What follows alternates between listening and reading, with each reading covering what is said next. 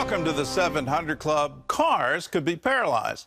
Airplanes could fall from the sky, and power would vanish in a flash. All this and more devastation could happen if the U.S. is hit with an electromagnetic pulse bomb. Well, analysts warn such a strike is possible, perhaps even likely. Gary Lane explains what these attacks are and how the U.S. should be preparing for them. An electromagnetic pulse bomb, or EMP, is a nuclear weapon designed to explode high up in the atmosphere and knock out a country's electrical power grid. Hits the Earth's surface, feeds into our electrical wiring, it starts shorting out the entire power grid. If they launch 3 missiles, eastern, central, western United States, it would shut our grid down permanently. Historian Dr. William Forstchen is a New York Times best-selling author and expert on EMPs. His new novel is 5 Years After, a political thriller about the aftermath of such an attack. Most people assume Russia or China would be the countries most likely to target the U.S. with an EMP. However, Forstchen believes North Korea is the more likely culprit. Nuclear weapons expert, the late Peter Pry, agreed. 5 years before his death in 2022, Pry warned that Kim Jong-un's launch of a high-altitude ballistic missile was a test of North Korea's EMP capabilities against the United States. The Japanese and South Korean military both described it as practicing for an EMP attack because it was burst on ascent deliberately by the North Koreans when it was at an altitude of about 71 kilometers. The higher the altitude of the missile, the wider the area of destruction. Pry explained how it would devastate an unprepared United States of America. Cars would be paralyzed. Airplanes could fall out of the sky. You'd have natural gas pipeline explosions, nuclear reactor overloads. And worst of all, if you had a protracted blackout, it would be a serious threat to the survival of the American people. No electricity means no pumps to provide enough water needed to irrigate and grow crops. And since America only has a 30-day reserve food supply, 90% of the population would likely die within 1 to 2 years of the EMP attack. So what can be done to protect the nation? Recent legislation sets aside $13 billion to upgrade the U.S. energy grid. But finding the needed replacement parts may be difficult. All those spare parts we need, the big transformers, where do you think they're made? China. We farmed out all the components of our electrical grid decades ago. Forstchen says history proves that societies always use the weapons they develop. He warns the United States cannot sit back and assume an EMP attack will never happen. Why do you think this is likely even imminent? Sooner or later, somebody's going to try to do this. I'm not saying it's going to happen tomorrow, but at some point it will happen. Gary Lane, CBN News. Well, these are things that are literally straight out of science fiction movies or terrorist attack movies, and when you see that it would be absolutely devastating, you just wonder. I grew up in the nuclear age. I remember taking the drills in grammar school where we all get underneath the desk, and then had a chemistry teacher in high school say, if there's ever a nuclear attack, run outside and try to catch it, because you don't want to be alive after it's all done. It will be absolutely devastating. With that, we've seen that this mutually assured destruction, we haven't seen a detonation in wartime since World War II and the 2 bombs that were on Japan. Hopefully, we can trust one another that we wouldn't use this kind of technology. Because in this mutually assured destruction, if the entire economy of the United States goes under, well, then everybody's going to go with it. In other news, tens of millions of Americans are facing severe weather, everything from extreme heat to flash floods.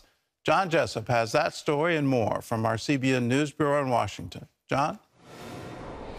Thanks, Gordon. And the heat has been brutal in some areas, well over 100 to even 110 degrees for weeks. Along with that have come the storms bringing those flash floods. And as if that wasn't enough, tornadoes striking America's heartland. CBN's Brody Carter has this look at the dangerous weather hitting so much of the country. No way! Cleanup underway after at least 11 confirmed tornado touchdowns reported throughout Chicagoland Wednesday caught locals by surprise, leaving cars smashed and parking lots littered with debris.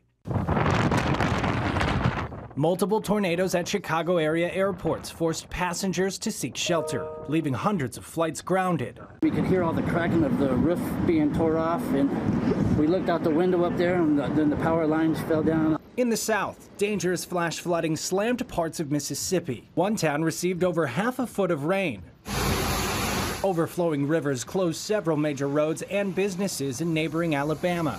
All hands on deck to get sandbags made to save the store. Vermont is asking President Biden for disaster relief after historic flooding swept through the state Monday and Tuesday, with more strong storms and up to 4 more inches of rain this weekend. We're now expecting severe thunderstorms, which could bring more flash flooding, hail, and even the threat of a tornado.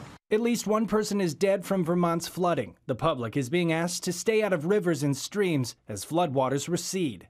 It's filled with chemicals, oil, waste, and more. It's simply not safe. But America's top weather killer is not tornadoes, flooding, lightning, or even hurricanes. It wouldn't be so bad if it wasn't so humid. It's the heat, which claims the lives of more than 150 Americans on average each year. The expanding heat waves in recent weeks have prompted alerts for 115 million people in 15 states, from Florida to California.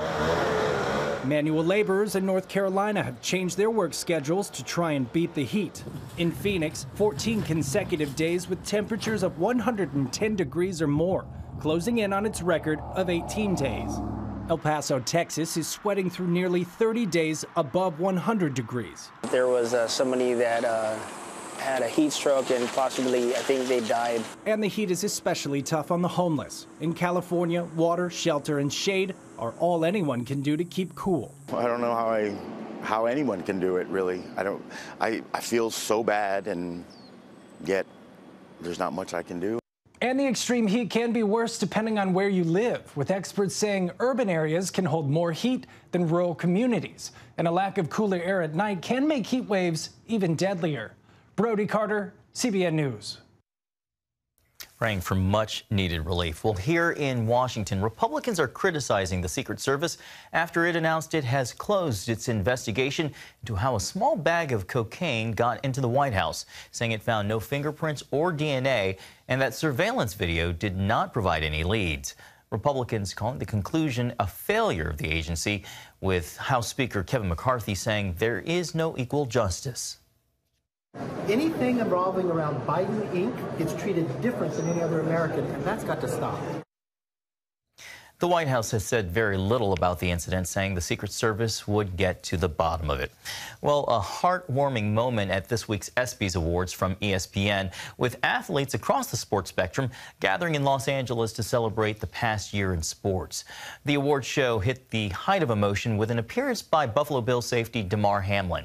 A tearful Hamlin presented the Pat Tillman Award for service to the team's training staff, whose efforts saved his life after he went into cardiac arrest during a Monday Night Football game in January. The Bills' head athletic trainer humbly accepted the award, giving glory to God. By the grace of God and divine intervention, we had the best outcome we could have prayed for or imagined. Hamlin called the medical staff his heroes, saying they're bonded for life. Gordon, I'm just still struck and in awe of this young man's testimony. What happened on that field was absolutely devastating. I was watching that game, and the NFL became the National Faith League, where people were praying. They were praying on the field. They were praying in the stands. I was praying at home. Announcers were praying live on air, and it's wonderful the prayers got answered. The medical community did their part, God did his part, and we're seeing it today. It's wonderful, and it's a wonderful testimony and a wonderful thing that God has done.